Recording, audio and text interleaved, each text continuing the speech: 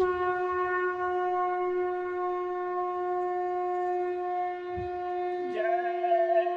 गुरुदेव। जय गुरुदेव।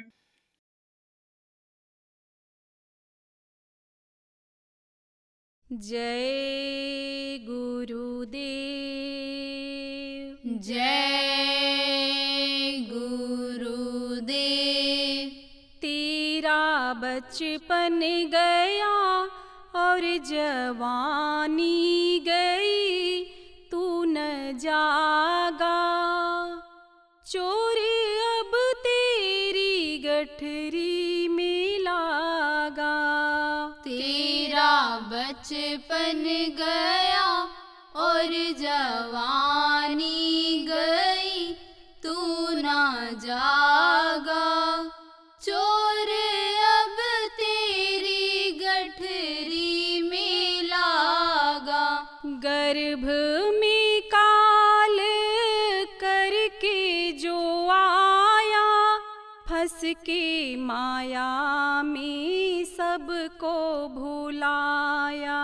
गर्भ में काल करके जो आया, फंस के माया में सबको भुलाया। खेल में सारा जीवन गवाया, तेरा प्रीतम तुझी में समाया। खेल में सारा जीवन गवाया, तेरा प्रीतम तुझी में समाया। हंसा नर्तन दिया, सब खत्म किया, बन के कागा। चोर अब तेरी गठरी में लागा। हंसा नर्तन दिया, सब खत्म किया, बन के कागा। चोर अब तेरी गठरी में लागा। मौत आती है लेके बहाना, एक पल का नहीं है ठिकाना। मौत आती है लेके बहाना, एक पल का नहीं है ठिकाना। साथ देगा नहीं ये जमाना, तू तो सतगुरु का हो जा दीवाना। साथ देगा नहीं ये जमाना, तू तो सतगुरु का हो जा दीवाना। श्वास कम हो रही और खत्म हो रही, टूटे धागा। चोर अब तेरी गठरी में लागा। श्वास कम हो रही और खत्म हो रही, टूटे धागा। चोर अब तेरी गठरी में लागा। काया मल मल के तू धो रहा है, पहले सोचा ना अब रो रहा है। काया मल मल के तू धो रहा है, पहले सोचा ना अब रो रहा है। नींद में बंदी क्यों सो रहा है, पाके मानो का तन खो रहा है। नींद में बंदे क्यों सो रहा है, पाके मानव का तन खो रहा है। करता सुमिरन नहीं, जाता सत्संग नहीं, करता नागा। चोर अब तेरी गठरी में लागा। करता सुमिरन नहीं जाता सत्संग नहीं करता नागा। चोर अब तेरी गठरी में लागा। भटका 84 फिर जग में आया, जाके सत्संग में ना नहाया। भटका 84 फिर जग में आया, जाके सत्संग में ना नहाया। हीरा अनमोल पाके गवाया, मैल विषयन का तन पे चढ़ाया। हीरा अनमोल पाके गवाया, मैल विषयन का तन पे चढ़ाया। तू बचे ना बचा अब चदरिया लगा काला दागा। चोर अब तेरी गठरी में लागा। तू बचे ना बचा अब चदरिया लगा काला दागा। चोर अब तेरी गठरी में लागा। जाम विषयों का तूने पिया है, प्रेमी साधन भजन ना किया है। जाम विषयों का तूने पिया है, प्रेमी साधन भजन ना किया है। नाम तूने कभी ना लिया है, जिंदगी सारी वृथा जिया है। नाम तूने कभी ना लिया है, जिंदगी सारी वृथा जिया है।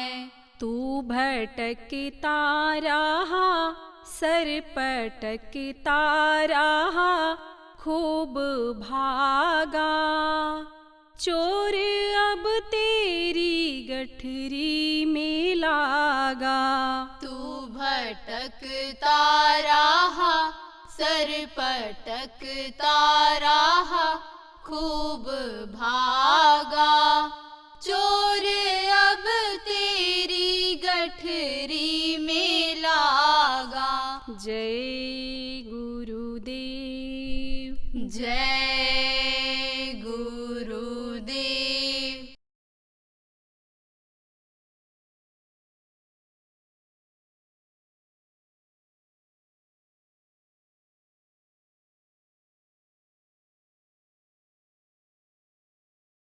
प्रेमियों, ये धर्मपरायण देश भारत है। यहाँ का जो आध्यात्म है, यहाँ का जो धर्म है, उसको समझने जानने के लिए पूरे विश्व के लोग यहाँ आते रहे और यहाँ से जो ज्ञान और उपदेश लेकर के गए, जो विज्ञान आध्यात्मिक विज्ञान के आधार पर विज्ञान उन्होंने विज्ञान का विकास किया, उन्होंने वो सब भारत की ही देन है। ऋषि मुनि योगी योगेश्वर संतों का प्रादुर्भाव इसी धरती पर हुआ है और जब भी जो रहे हैं, जो भी उपदेश किए हैं, जो भी वाणी बोले हैं, उन वाणियों को अगर हम सुन लें और समझ जाएं तो अभी सब काम बन जाए। सब काम बनना किसको कहते हैं? दुनिया की जो ये परेशानी अपने खाने पीने रहने में आ जाती है, समस्याएं जो आ जाती हैं, ये तो सुलझेगी ही, लेकिन ये जो कर्म खराब होते जा रहे, जिसकी सजा मिल रही है और शरीर छूटने के बाद जो एक तरह से नरक का दरवाजा खुल रहा है, वो भी अभी बंद हो जाएगा। और अब उनकी ही बातों को, महात्माओं की ही बातों को समझिए। यूं समझ लो कि जो भी बोल करके संत गए, बता करके गए, वो 100% की बात रही है। अब 100% किसको कहते हैं? आप गांव के सीधे साधे लोग, साधारण भाषा में आपको समझाने की कोशिश करता हूँ। एक दृष्टांत से आपको समझाऊंगा। एक पंडित जी थे, पेट पालन के लिए, बच्चों के परवरिश के लिए अपने कर्म को करते थे। विद्वानों का कर्म क्या होता है? लोगों को बतावें, समझावें, अच्छा रास्ता दिखावें, उनकी जो समस्याएं हैं उनको दूर करें या करावें। तो पंडित जी जा रहे थे कथा कहने के लिए, उधर से बाजार में से निकल रहे थे तो एक सेठ वहां बैठा हुआ था। सेठ था, उसका मुनीम था। सेठ ने पंडित जी को आवाज लगाया, पंडित जी आए, रुके, जी बाहर खड़े थे। कहा, पंडित जी प्रणाम। पंडित जी आओ, बैठे आओ। बोले, नहीं भाई, मुझे तो कथा कहने के लिए जाना है, वहां लोग इंतजार कर रहे होंगे। कहा, महाराज कथा में क्या सुनाते हो? जानता तो था कथा को, कथा क्या होता है, और कथा कराता भी था, लेकिन पहुंच कम पाता था। कभी बीच में पहुंचा, कभी आखिर में पहुंचा, कभी नहीं भी पहुंच पाता था। क्योंकि आदमी का मन जहाँ लग जाता है उसी में रमा रहता है, उस चीज को जल्दी छोड़ नहीं पाता है। तो धन में मन लगा हुआ था, उसी में रमा रहता था, 1 का 1000 करने में लगा रहता था। तो जानता तो था कथा क्या होता है, लेकिन पूछा, पंडित जी कथा क्या होता है? तो आप कथा में अच्छी अच्छी बातें बताई जाती हैं। कथा सुनाने से, प्रवचन करने से हर तरह की बातों की जानकारी हो जाती है। कहा, महाराज कोई बातें हमको भी बताओ। तो पंडित जी को मालूम था कि कंजूस है, कंजूस। कंजूस किसको कहते हैं? चमड़ी जाए लेकिन दमड़ी न जाए। यानी कोई जो जूता मार दे और कहते 2 रुपया ले लो, तो कहेगा अच्छा मार दो, कोई बात नहीं है। अरे 2 दिन भूखे रहोगे, कुछ नहीं मिलेगा खाने को, लेकिन 200 रुपया मिलेगा तुमको। कहेगा पानी तक नहीं पिएंगे, पैसे के लालच में। अब आप सोचो, ये रुपया पैसा कोई लेकर के गया? कोई नहीं लेकर गया, साथ यहीं छोड़ करके जाना पड़ता है। लेकिन मन जब लग गया रुपया पैसा इकट्ठा करने में, मन का मोह जब रुपया पैसा से हो गया तो उससे जल्दी हटता है? नहीं हटता है, बल्कि ज्यादा हो जाता है तो और ज्यादा करने में मन लग जाता है, और थोड़ा रहता है तो आदमी अच्छे कामों में भी खर्च कर देता है। कहता है भाई लगाएंगे तो और बढ़ेगा, और बढ़ता भी है। लक्ष्मी कहाँ खुश होती है?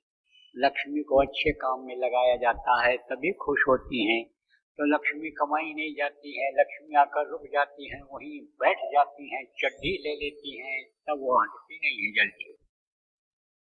तो पंडित जी ने शर्त रख दिया, कहा देखो बात तो बताएंगे लेकिन टका देना पड़ेगा। टका किसको कहते हैं? रुपया को टका कहते हैं, पैसा को टका कहते हैं। बंगाल में अब भी टका ही बोलते हैं, रुपया को बंगाली में टका ही बोलते हैं। तो कहा टका देना पड़ेगा। बोला बात अच्छी बताओगे, मतलब की बात बताओगे तो टका देंगे। तो पंडित जी थोड़ा जल्दी में थे, क्योंकि वहां पंडित जी को टका मिलना था, लेट हो जाते तो लोग चले जाते और वही उनकी कमाई थी। पंडित जी ने सोचा कि ज्यादा बोल देंगे तो कह देगा महाराज जाओ फिर आना।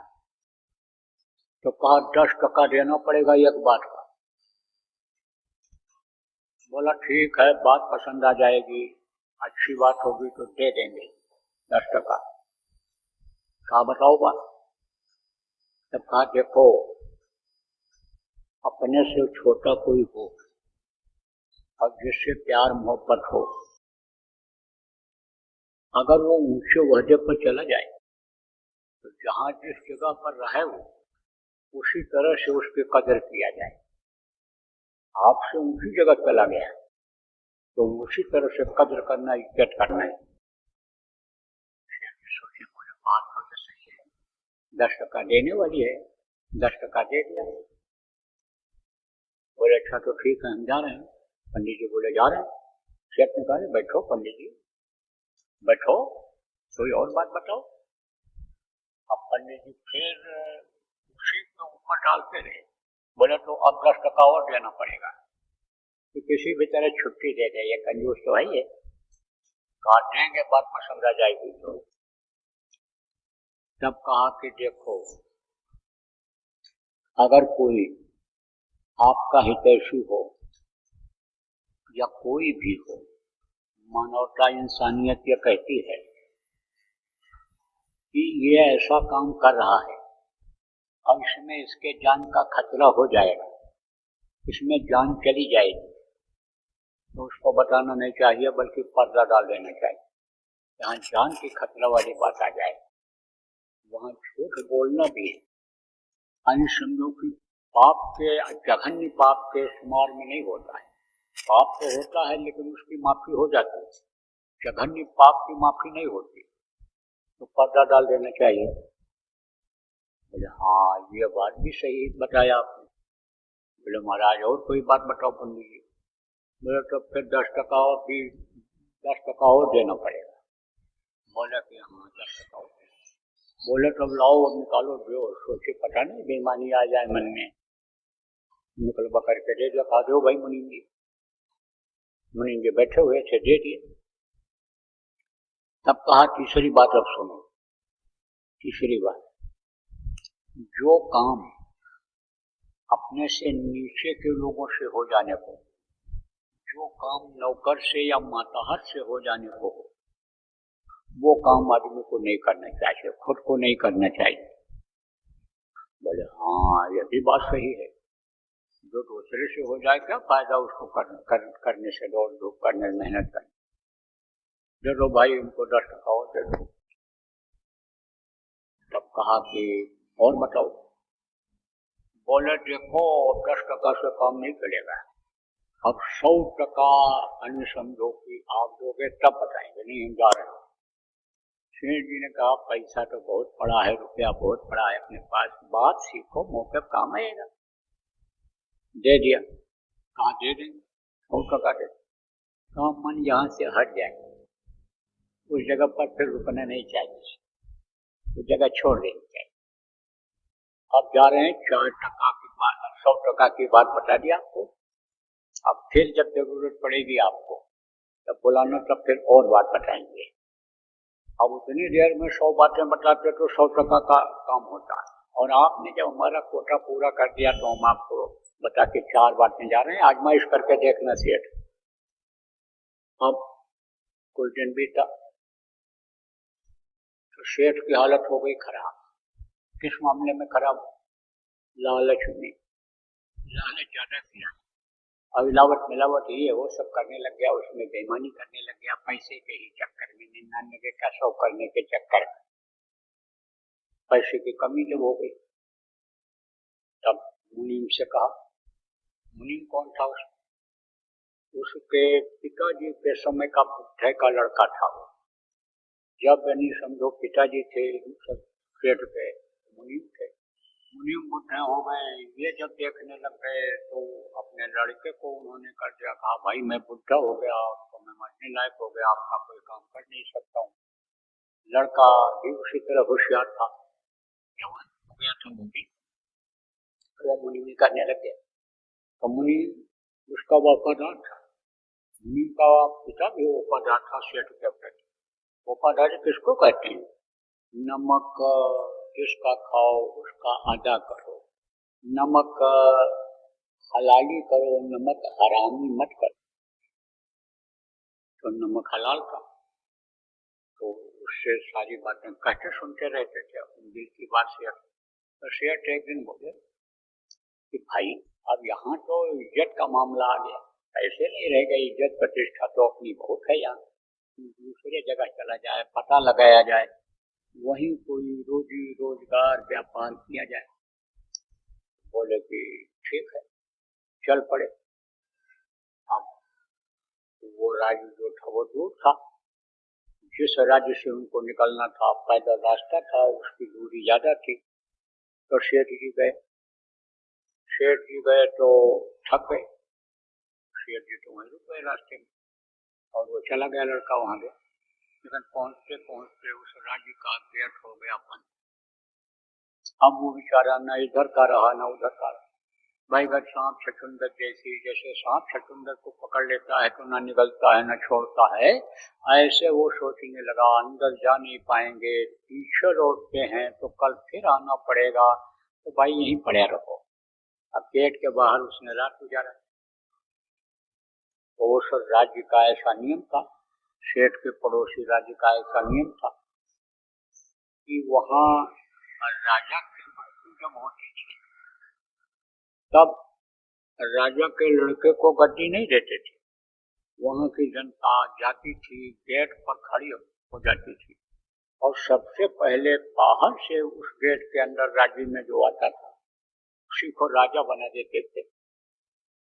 अमरनाथ ऐसा हुआ, संयोग ऐसा बना कि राजा का प्राण निकल गया।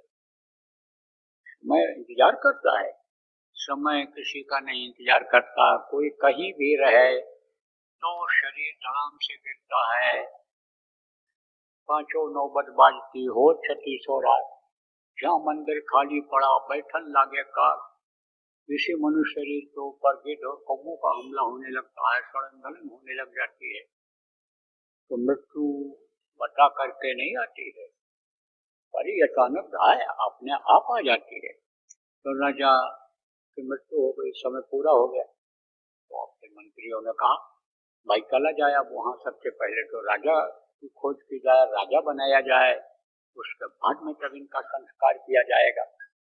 तो प्रजा को लेकर के और मंत्री लोग वहां गए, गेट पर खड़े रहे। जब सुबह गेट खुला तो सबसे पहले वही प्रवेश किया, अंदर में गया कि चलो कुछ पानी पत्ता मिल जाएगा, अंदर जाएंगे। यहाँ तो भूखे प्यासे रात गुजारनी पड़ी, नींद भी ठीक से नहीं आई। अब उसको उठा करके लोगों ने पाथी पर बिठा लिया। कहता है भाई ये क्या कर रहे हो? अरे बोले अब तुम राजा बन गए, क्या कर रहे हैं? अरे बोला ये क्या हो रहा है, हमारी समझ नहीं आ रहा है। और बैठाए और लोग जयकारा बोलने लग गए, राजा मिल गया, राजा मिल गया, सुंदर सुडौल शरीर, नया आदमी मिल गया। बुढ़ा होता 4 दिन के बाद यही समस्या फिर आती। तो नौजवान मिल गया, बहुत अच्छा रहा, वाहवाही होने लगी, तारीफ होने लगी। ले गए, नहलाए धुलाए, कपड़ा बदले और ताज लगा दिया राजा का, जो लगाता था। अब इधर मुनि इंतजार कर रहा है दूसरे दिन कि अब आ रहा है, अब आ रहा है, अब आ रहा है। वो दिन बीत गया, मांग के खाया, कहीं समय निकाला, धीरे धीरे मुनि यानी सेठ पहुंचा। मुनि तो बन गया राजा, और सेठ फिर वहां परेशान, पहुंच न पावे, वहां पहुंचे कैसे, धीरे धीरे पहुंचा। तो वहां पूछा भाई कोई इधर नौजवान तुमको दिखाई पड़ा, कोई इस तरह का लड़का नौजवान था या कोई आया इधर? अरे बोले आया, वो तो हमारा राजा बन गया। बोले हैं राजा बन गया? हाँ राजा बन गया वो। तो कहे भाई मुलाकात हो जाएगी? अरे बोले मुलाकात तो पूछ करके कराया जाएगा राजा से। गए वहां, बताए किस नाम का एक आदमी आया है और वो आपसे मिलना चाहता है। और दौड़ करके आया मुनि, तो कुछ सीखा हुआ था, वो भी सुनता तो रहा बात को कि भाई सम्मान देना चाहिए अपने बड़े को। कोई कहीं भी पहुंच जाए तो जहाँ पर जैसा रहे सम्मान देना चाहिए। तो यहाँ पर आ गया, लेकिन हम उनको सम्मान देते थे, इज्जत देते थे। मुनि ने सोचा वो हमारे मालिक थे, शेर थे, हमको सम्मान देना चाहिए। दौड़ करके गया और प्रणाम किया, नमस्कार किया जैसे करता था, और ये भी हाथ जोड़े, राजा का पैर छुए उसका। अरे बोले ये क्या कर रहे हो? बोले भाई वही बात जो तुम पकड़े हुए हो, वही बात मैंने भी पकड़ ली है पंडित जी की, एक बात सत्य हो गई। अब ले गया राजा, वो इनको बढ़िया से खाने पीने का इंतजाम कर दिया। शेर सोचने लगे भाई एक मुनि में वफादार था, वो भी गया, अब ये राजा बन गया, अब इससे क्या कहना सुनना, अब चलो फिर वहीं चलते हैं, अपना खुद खोलते हैं, या तो उसी व्यापार को, उसी दुकान को फिर से चलाते हैं। गरीबी और अमीरी तो ये सिक्के के दो पहलू हैं, ये तो लगे रहते हैं। कभी हम भी गरीब थे, फिर अमीर हुए, फिर गरीबी आ गई, फिर अमीर होंगे, कोई बात नहीं है। अब बोलने लगे थे कि अब तो भाई हमको इजाजत दो, अब तो हम जा रहे हैं। अरे बोले आप कैसे जाओ, गद्दी पर तो आपको बैठना है। अरे बोले मरवाओगे गद्दी पर बिठा के, जो यहाँ का नियम है उसी अनुसार तो राजा हो सकता है। देखो भाई मुनीम जी, आपके भाग्य में प्रारब्ध में राज लिखा हुआ था, हमको तो वही गरीबी लिखी है। अरे बोले अब कहाँ गरीबी रह गई यार, अब तो आप यहाँ रहो। बोले ऐसे नहीं रहेंगे, हराम का नहीं खाएंगे हम यहाँ। बोले आप मेरे मंत्री रहो। अब बोले इस बुढ़ापे में क्या मंत्री रहूंगा, यहाँ क्या कर पाऊंगा मैं। बोले सलाह तो दोगे, बाद में तो बताओगे आप, यहीं पर आपको रहना है। पैर छू लिया, आग्रह किया, रुक गए, रहने लग गए। अब शेर जी से और राजा जो मुनीम था पहले, उनमें कोई अंतर विशेष नहीं रह गया। एक दूसरे का लोग कद दोनों करते रहे, इज्जत करते रहे। और जो ये शेर जी थे ज्यादा इज्जत करते थे कि अपने से छोटा कोई बड़ी जगह पर पहुंच जाए तो अन्य समझो उसको उसी तरह से मानना चाहिए। जिस जगह पर है, गद्दी पर है, तो इसको राजा ही मानना है आपको। फिर क्या हुआ, शादी ब्याह हुआ उसका। अब शादी होकर के जब आया, रहने लगे दोनों, राजा और रानी दोनों बड़े खुश रहने लगे। और शेर जी भी जाने जाने में कहीं कोई प्रतिबंध नहीं था, महल में चले जाएं, इधर उधर कहीं भी राज दरबार में चले जाएं। मंत्री थे इसलिए जगह मिलती थी उनको, लाखा मंत्री थे, जगह मिलती थी, बैठते थे बगल में राजा के। तो क्या हुआ कि जो है वहाँ का जो अन्य समझो के सिपाही था, वो समझो की सुरक्षा अधिकारी जो राजमहल की सुरक्षा करता था, उसका संबंध हो गया रानी से।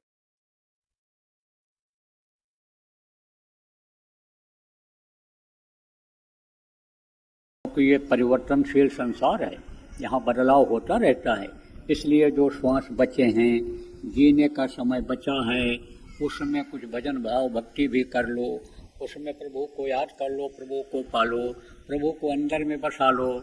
और नहीं तो फिर क्या लेकर तू आया जग में, क्या लेकर तू जाएगा। सोच समझ ले रे मन मूर्ख, आखिर में पछताएगा, पछताना ही हाथ आएगा। देखो बराबर साप्ताहिक सत्संग जो आप लोग करते हो, प्रचार प्रसार जो करते हो, तो ऋषि पूर्णिमा का भंडारा वगैरह या सत्संग वगैरह जो भी आप करते हो, इसको बराबर करते रहो, जनहित का भी काम करते रहो। लेकिन जीव हित का काम अब ज़्यादा करो, आप जीव हित के काम में ज़्यादा लगो।